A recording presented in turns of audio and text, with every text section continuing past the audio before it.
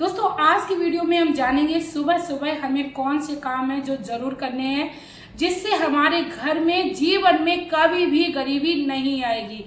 क्योंकि दोस्तों घर की बहू, घर की बेटी, घर की माँ को लक्ष्मी का स्वरूप बताया गया है। यानी स्त्रियों के कर्म ही घर में ये जो है वो तरक्की लाते हैं। स्त्रियों के कर्म ही घर में बर्बादी का कारण बनते हैं। जी हाँ दोस्तों, थोड़ा सुनने में बड़ा अटपटा लगेगा क्योंकि हम लोग हमेशा एक ही बात कहते हैं कि हमेशा सारी चीज़ों को औरतों पर ही क्यों उतारा जाता है। लेकिन बात जब घर की आती है तो घर में जो सबसे ज़्यादा समय वेस्ट करती हैं या सबसे ज़्यादा जो समय बिताती हैं वो होती हैं घर की महिलाएं।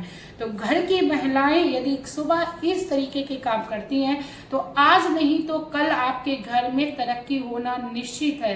अब ऐसा नहीं आप लोग सोचिएगा कि आज से आपने वो काम करना शुरू किया और आज शाम से ही आपको उसका फल मिलने लगे। लेकिन हाँ, अच्छे कर्मों का फल हमें जरूर मिलता है। ऐसा पुराणों में भी लिखा है कि हम जो बोएंगे वो हमें जरूर मिलना ही मिलना है, भले ही उसमें थोड़ा सा समय लग जाए। तो आपको अपनी आदतों में सुधार करना है क्योंकि हर कोई अपने घर में सुख समृद्धि को पाना चाहता है, लेकिन जाने अनजाने में उनसे सुबह ही ऐसी गलतियां हो जाती हैं जो उनके घर में बहुत ही ज़्यादा गरीबी दरिद्रता का कारण बन जाता है।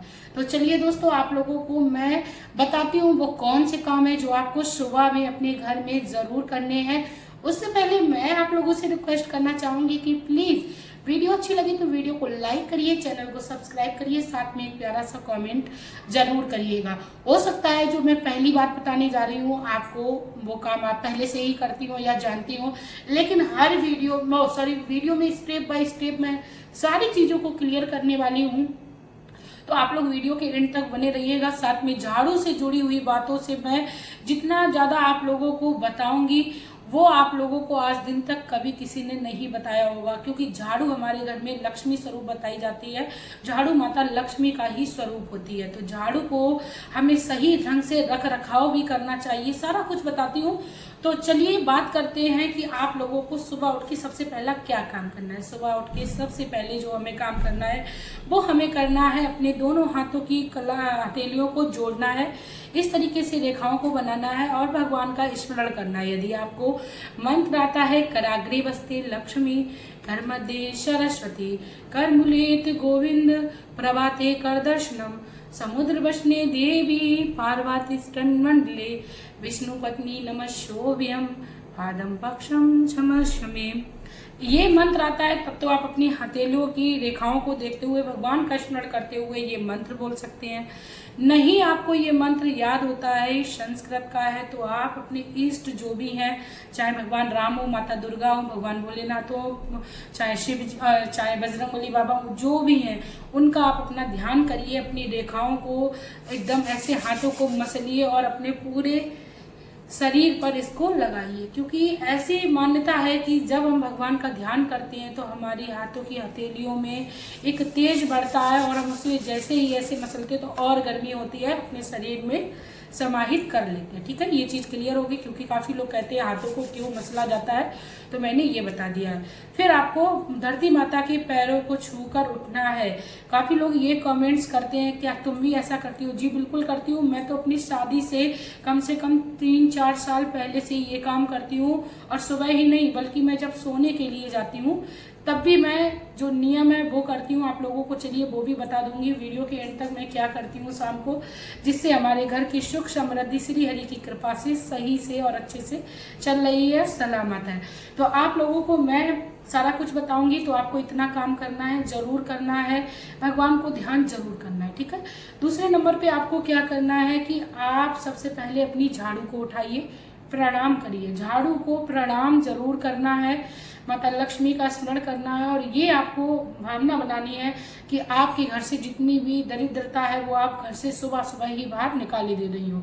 ठीक है, झाड़ू से जुड़ी हुई बातों को भी समझ लीजिए। झाड़ू कभी भी हमें दक्षिण दिशा की मुख करके शुरुआत नहीं करनी है, शुरुआत नहीं करनी है, ना कि आपको दक्षिण दिशा की ओर मुख करके झाड़ू लगानी ही नहीं है। ठीक है, शुरुआत नहीं करनी है। आप थोड़ा सा ऐसे तिरछा हो जाइए, कैसे भी हो जाइए, लेकिन दक्षिण दिशा का आप थोड़ा परहेज कर लें, दक्षिण दिशा की ओर मुख करके आप झाड़ू को शुरुआत ना करें, ठीक है। फिर आप अपने घर का जितना भी कूड़ा है, मैं ये नहीं बोल रही हूँ कि आप डीप क्लीनिंग करिए, सुबह सुबह काफ़ी सारे काम होते हैं, हस्बैंड बच्चे सारे लोग बाहर जाते हैं घर से, कोई ऑफिस जा रहा है, कोई स्कूल जा रहा है, तो काफ़ी सारा काम होता है। काफ़ी लोगों के यहाँ मैट भी लगी होती है, तो काफ़ी लोग कमेंट करते हैं कि दीदी मेरे यहाँ तो काम वाली आती है। काम वाली आती है, बहुत अच्छी बात है, पर आपको अपने घर की झाड़ू को, जो कि लक्ष्मी स्वरूप है, उसको स्पर्श जरूर करना है, मस्तक से लगाना है, और उनसे आपको एक अच्छी सी भावना रखना है कि आप अपने घर की लक्ष्मी हो, आप अपने घर की दरिद्रता को दूर करके ही रहेंगी। Think positive to be positive, अगर अच्छा सोचेंगे तो अच्छा होना निश्चित है, ठीक है। झाड़ू लगा ली। इसके साथ ही झाड़ू लगाने के बाद हमें झाड़ू को हमेशा ही छुपाकर रखना चाहिए। छुपाकर रखने का मतलब ये नहीं आप अपने बेड के नीचे या बिस्तर के नीचे रखें, आप किसी भी तरीके के बिस्तर के नीचे झाड़ू को ना रखें। आप ऐसी जगह छुपाकर रखें, कोशिश करिए थोड़ा ऊंचाई पर आप अपनी झाड़ू को रख दीजिए, आने जाने वालों की नजर झाड़ू पर ना पड़े। रात्रि के समय घर के मुख्य द्वार पर झाड़ू रखना उत्तम बताया गया है, पर दिन में आप अपनी झाड़ू को किसी की नजरों के सामने पड़ने ना दें। महिलाएं सारा कुछ कर सकती हैं जब वो अपने रुपए को छुपा कर ऐसी जगह रख सकती है जो किसी को नहीं मिल सकते हैं। फिर झाड़ू तो उनके घर की पूरी संपत्ति है, तो झाड़ू को भी आपको छुपा के रखना है, ठीक है। अब इसके बाद आपको एक जो जरूरी काम ये करना है कि आपको बिना कुल्ला किए हुए यानी बासी मुंह आपको अपनी किचन में नहीं जाना है। बासी मुंह का मतलब ये नहीं कि आप सुबह ही कुछ खाने को बैठ जाओ। आपको भले ही चाहे उंगली डाल के पानी से आपको अपना मुंह साफ करना जरूर है, तभी जाके आप अपने बच्चों का लंच या अपने हस्बैंड का बच्चों का लंच, हाँ लंच ही होता है बच्चों का, तो क्योंकि बच्चे स्कूल में ले जाते हैं, दिन में खाते हैं, और हस्बैंड का ब्रेकफास्ट बनाना हो तो आप उसको बना सकती है। वैसे नियम तो ये है कि आप सुबह में स्नान कर लीजिए, क्योंकि कभी कभी मेरा भी हो जाता है, कोशिश तो मैं यही करती हूँ कि क्योंकि 6:30 बजे बच्चे की बस आ जाती है, तो मैं कोशिश करती हूँ कि पहले नहा लूँ, लेकिन नहीं नहा पाती हूँ तो थोड़ा अपने हाथों या पैरों को तो धो ही लेती हूँ। तो आपको भी इसी तरीके से करना है, डायरेक्ट बिस्तर से उठ के आपको अपने किचन में नहीं जाना है। इसके बाद दोस्तों आप स्नान करने के बाद भले ही आप 5 मिनट के लिए भगवान के मंदिर में जाएं, 2 मिनट के लिए जाएं, अगर आपके पास समय नहीं है, आपका पूजा में मन नहीं लगता है, लेकिन आपको अपनी प्रेजेंटी जरूर देनी है, मंदिर को साफ कर देना है। घंटा भर आरती नहीं कर पा रहे, उनका पूजन नहीं कर पा रहे हो, चलेगा, लेकिन आपको अपने घर के मंदिर में प्रवेश जरूर करना है। भगवान को साफ सुथरा तो कर ही देना है एटलीस्ट। यदि आपके घर में पूजा की सामग्री की आप नहीं सही से व्यवस्था कर पा रहे हो, आपके घर की अर्थव्यवस्था अच्छी नहीं है, तो आप एक थोड़ा सा तिल के तेल का या शुद्ध घी का दीपक बत्ती में ही डुबोकर क्यों ना जला दे। यदि आपके पास है, खूब भर के जलाइए। जितनी देर आपके घर में ज्योति जलेगी, जितनी देर आपके घर में मंदिर में प्रकाश रहेगा, उतना ही ज्यादा हमारे घर में भी प्रकाश होगा, ठीक है। तो आपको ये काम करने हैं। अब जो आपको इम्पोर्टेंट काम करना है वो सुबह में ये करना है, भगवान सूर्य देव को जल जरूर चढ़ाना है। सुबह में आपके घर के मुख्य द्वार पर यदि कोई गाय आती है, आपके लिए उत्तम नहीं बल्कि सर्वश्रेष्ठ है। गाय का आना घर में मतलब लक्ष्मी का आगमन बताया जाता है। सुबह में आपको अपने घर में आई हुई गाय को ऐसे ही वापस नहीं करना है। साथ में आपको सुबह में यदि आप सूर्योदय से पहले या सूर्योदय के जस्ट बाद अपने घर में नमक लाते हो तो आपके लिए बहुत ही ज़्यादा उत्तम है, क्योंकि नमक जो है वो शुक्र का प्रतीक है और माता लक्ष्मी का कहीं ना कहीं इसमें बहुत बड़ी कृपा मानी जाती है। इसीलिए कहते हैं कि नमक को बड़े ही हमें हिसाब से रखना चाहिए, जमीन पे नहीं गिरने देना चाहिए। काफ़ी सारी नमक से जुड़ी हुई बातें हैं जिनको हमें ध्यान में रखना चाहिए। तो ठीक है, तो आप ये नहीं मैं बोल रही हूँ कि आपके घर में नमक रखा है तो आप नहीं, मैंने बोल दिया तो आप सुबह ही सुबह मंगाइए या सूर्योदय के समय मंगाइए। लड़ाई झगड़ा नहीं करना है, यदि संभव हो जाए तो आप मंगा लीजिए। खासकर दीपावली के दिन, जिस दिन धनतेरस होती है उस दिन आप जरूर मंगाइए, ठीक है।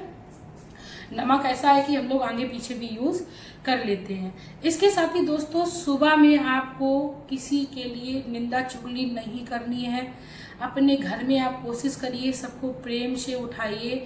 सबसे आप, एक तो ये गुड मॉर्निंग वाला ज़माना चल गया है, तो गुड मॉर्निंग मेरा तो ये कहना रहेगा, यदि आप श्री हरि कह के अपने घर में या आपके जो भी आराध्य हैं उनका नाम लेके राधे राधे, जय माता दी, जो भी आप कह के अपने घर में सोए हुए लोगों को जगाती हो, तो पूरा दिन उनका अच्छा जाता है। पूरा दिन उनका जो है वो एकदम ऐसा निकलता है कि उनको पता ही नहीं लगता है कि उनका दिन भी कट गया। अच्छा, काफ़ी बार ऐसा हो जाता है कि सुबह उठते ही मूड खराब हो जाता है, पूरा दिन खराब हो जाता है। तो हमें हमेशा ही अपने कोशिश करनी चाहिए, महिलाओं को कोशिश करनी चाहिए, सामने वाला बोले या बिल्कुल ना बोले, लेकिन आप जब बोलोगी तो उसको एक बार याद जरूर आएगा, ध्यान जरूर पहुंचेगा।